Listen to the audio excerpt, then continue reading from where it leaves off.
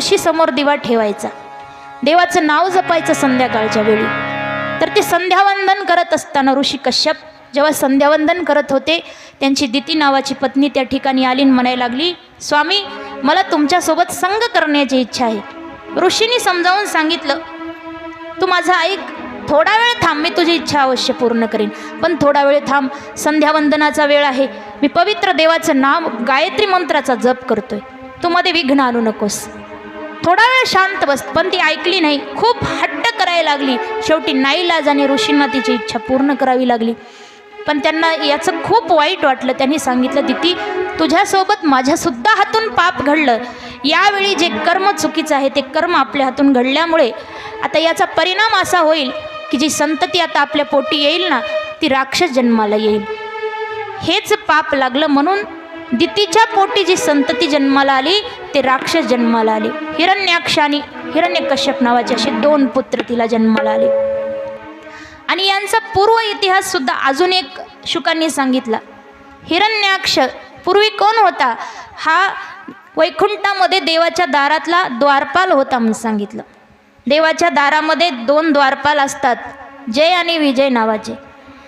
तर हे 2 द्वारपाल आहेत, त्यांना सनकादिकांनी शाप दिला होता, कारण देवाच्या दारात राहून राहून त्यांना अभिमान झाला होता. एकदा सनकादिक वैकुंठात गेले असता या जय आणि विजयने सनकादिकांना प्रणाम सुद्धा केला नाही आणि त्यांना मध्ये सुद्धा जाऊ दिलं नाही. वैकुंठात दारामध्येच अडवून ठेवले. सनकादिकांना खूप क्रोध आला.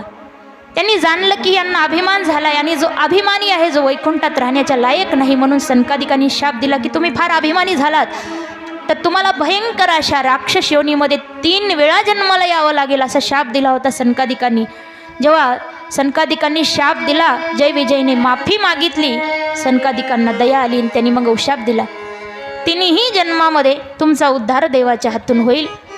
म्हणून जय विजयने पहिला जन्म घेतला राक्षस योनीमध्ये हिरण्याक्ष आणि हिरण्यकश्यप नावाने. हिरण्याक्षाचा उद्धार करण्यासाठी देवाने वराह अवतार घेतला, हिरण्यकश्यपचा उद्धार करण्यासाठी नरसिंह अवतार घेतला. पुन्हा ही जोडी परत त्रेतायुगामध्ये परत जन्माला आली होती, रावण आणि कुंभकर्ण म्हणून. तेव्हा राम अवतार घेऊन त्यांचा उद्धार केला. पुन्हा द्वापर युगामध्ये ही जोडी परत जन्माला आली, शिशुपाल आणि दंतवक्र म्हणून. तेव्हा कृष्ण अवतार धारण करून यांचा उद्धार केला. अशा प्रकारे हिरण्याक्षाचा हा इतिहास शुकाचार्य राजा परीक्षितीला सांगतात. एकदा एक भगवंताचं पवित्र असं भजन घेऊ आणि त्यानंतर कथाभाग. सर्वांनी भजन करायचं.